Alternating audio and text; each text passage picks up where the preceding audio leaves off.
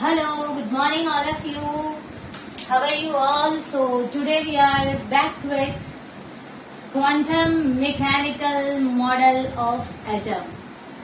तो अभी तक कौन कौन सी चीजें आप लोगों की क्लियर हो गई है? That is de Broglie's equation clear है, Heisenberg principle is also clear with you and अभी एक क्वेश्चन अराइज हुआ, what is quantum mechanical model of atom. तो इसके बारे में पहले तो मुझे एक शॉर्ट डिस्कशन आपको देना है, जिसके बारे में यहाँ पे क्वांटम मैकेनिकल मॉडल, क्वांटम का मतलब होता है क्वांटाइज्ड एक छोटा पैकेट, जिसके बारे में हम आगे भी बात करेंगे। तो अभी न्यूटन आप सबको पता है, न्यूटन के 3 मोशन भी आपको पता है। तो according to Newton's law of motion, Newton's law of motion is only applicable to macroscopic objects. जैसे बड़ी बड़ी चीजें हैं, न्यूटन का लॉ उसके ऊपर लगता है। छोटी चीजें जैसे कि इलेक्ट्रॉन, प्रोटॉन, न्यूट्रॉन, उसके ऊपर ये नहीं लगता है। तो क्लासिकल मैकेनिक्स हमें इलेक्ट्रॉन का मॉडल नहीं समझा पाया। तो क्वांटम मैकेनिक्स, जिसके अंदर डुअल बिहेवियर ऑफ मैटर का स्टडी है, that is wave nature as well as particle, उसके स्टडी से हमें मालूम हुआ what is quantum mechanical model of atom. और this model was given by scientist Schrodinger. देखिए, Schrodinger and Heisenberg together gave quantum mechanical model of atom। और Schrodinger का एक इक्वेशन है H psi is equal to E psi। आपको लगेगा ये सारी चीजें टीचर बोल रही है, हमें सब कुछ ऊपर जा रहा है, कुछ मालूम नहीं हो रहा, लेकिन घबराने की कोई जरूरत नहीं है, बहुत ही इजी है। स्टेप बाय स्टेप जाइए, आपको पता चल जाएगा। तो चलिए चलते हैं। स्क्रोडिंजर, जिसको नोबेल प्राइज मिला है in physics in 1933 for this Schrödinger wave equation. तो पहले तो आपको ये पता करना पड़ेगा कि quantum mechanical model of atom है क्या और वो कहना क्या चाहता है। तो point number 1, that is the energy of electron in atom is quantized. Quantized का मतलब होता है उसकी एक स्पेसिफिक वैल्यू है। जैसे कि मैं बात कर रही हूँ एक इलेक्ट्रॉन की, फॉर एग्जाम्पल ये न्यूक्लियस है, इसके इर्द गिर्द एक इलेक्ट्रॉन घूम रहा है, उसके आगे एक घूम रहा है, उसके पीछे एक घूम रहा है। That is electrons are bound to the nucleus in an atom with n equal to 1, 2 and 3। तो n इक्वल टू 1 की एनर्जी डिफरेंट होगी, n इक्वल टू 2 की डिफरेंट होगी, 3 की डिफरेंट होगी, जैसे कि 3 की डिफरेंट होगी। जैसे कि energy of the electron in atom have specific values. Specific values का मतलब होता है क्वांटाइज्ड। अभी चलते हैं पॉइंट नंबर 2 पे, that is the existence of quantized electronic energy level is the direct result of the wave-like properties of electron and allowed solution of Schrodinger wave equation। मतलब ये point number 1, point number 2 is giving up, I can say a push to point number 1, that is the existence of quantized, मतलब ये exist कर रहा है, क्या energy exist है उसकी, that is the direct result। ये कब हम समझा पा रहे हैं? जब we are taking electron as a wave. If we are considering electron as a wave, तभी जाके हम ये समझा पाएंगे। और इफ इलेक्ट्रॉन इज वेव, तो ये वेव जो है, electron is behaving like a wave. Wave तो आप समझ सकते हैं ना, वेव तरंगे, जिससे आप अभी मुझे सुन रहे हैं, एक वेव्स के थ्रू आप मुझे सुन रहे हैं, दैट इज इलेक्ट्रोमैग्नेटिक वेव। मतलब एक कैसे इलेक्ट्रॉन किस तरह से एक वेव होगा, तो वो हमें स्क्रोडिंजर बताएंगे आगे। तो इट इज अलाउड कॉन्सिक्वेंस, मतलब electron is behaving like a wave and existence of electronic energy levels are nothing but they are the allowed solution of Schrodinger wave equation. So please focus over here and let us come on point number 3. Point number 1 and 2 is clear to you. So what is point number 3 saying? Both the exact position, ये क्या है आप देखिए, आपको मालूम ही है, this is nothing but this is Heisenberg uncertainty principal.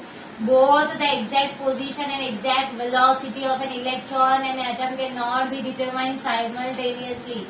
एक ही साथ में हम इलेक्ट्रॉन की पोजीशन और उसकी वेलोसिटी कभी फाइंड नहीं कर सकते. This theory was given by Heisenberg, which is being continued in quantum mechanical model of atom. So, have a look. It is Heisenberg's uncertainty principle. The path of an electron in an atom therefore can never be determined. अगर आप कितना भी जानना चाहो electron का path आप कभी भी डिटरमाइन नहीं कर सकते. और वो भी क्या बोल रहे हैं, और known accurately. That is why, as you shall see later on, that one talks only about the probability. देखिए ये हिजेनबर्ग में हमेशा अनसर्टेनिटी वर्ड यूज कर रहे थे कि इट इज अनसर्टेन. इलेक्ट्रॉन जैसे कि मैंने आगे भी आपको समझाया था कि इलेक्ट्रॉन अभी यहाँ है तो थोड़ी देर के बाद इलेक्ट्रॉन कहाँ पे होगा, थोड़ी देर के बाद इलेक्ट्रॉन यहाँ पे हो सकता है, यहाँ पे हो सकता है, यहाँ पे कहीं भी हो सकता है. मतलब इट इज अनसर्टेन. तो ये अनसर्टेनिटी का जो वर्ड है उसको निकाल के quantum mechanical model of atom में एक छोटा सा वर्ड लाया गया. That is here. That is why, as you shall see later on, one talks of only and only probability of finding an electron at different points in an atom. मतलब अगर एक atom है तो probability है electron की यहाँ पे, यहाँ पे, यहाँ पे. तो हम अनसर्टेन वर्ड नहीं यूज कर सकते. तो quantum mechanical model of atom में ये थोड़े चेंज किए गए. That is, this is your point number 3. So now after this I will move with point number 4. So here we are moving with point number 4 of quantum mechanical model of an atom. So यहाँ पे point number 4 हमें बता रहा है an atomic orbital. अभी आपको question arise होगा, teacher what is atomic orbital, what is orbit. ये सारी चीजें अभी हम इसके बाद वाले टॉपिक में पढ़ने वाले हैं. लेकिन अभी सिर्फ यहाँ हमें काम है क्वांटम मैकेनिकल मॉडल का. तो यहाँ पर फोकस कीजिए. N atomic orbital is the wave function psi. इसको बोलते हैं साई. इसकी स्पेलिंग साई की देखे, SIGH, साई बोलते हैं इसको. तो what is an atomic orbital? Is the wave function psi for an electron in an atom. The electron has definite energy, हम सबको मालूम है. An orbital cannot contain more than 2 electrons. जैसे कि आपने 10th में भी ऐसा कुछ पढ़ा होगा, हम ऐसे 2 ही रखते हैं. तो ये हुई एक ऑर्बिटल.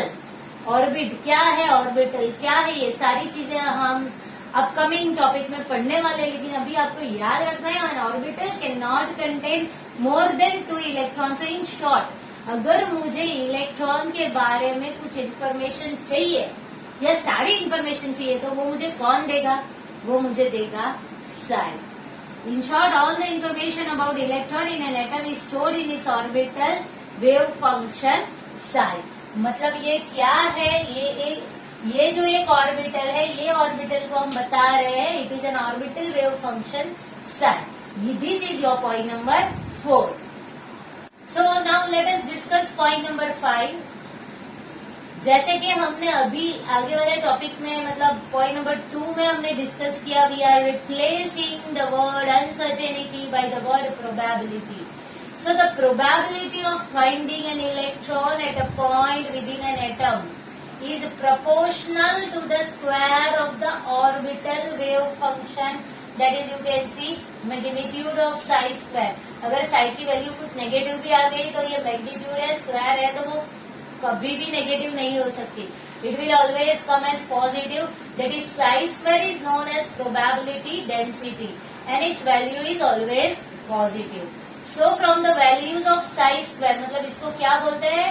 psi square को it is known as probability density. So from the values of psi square at different points within an atom, it is possible to predict the region around the nucleus where electron will be most probably found.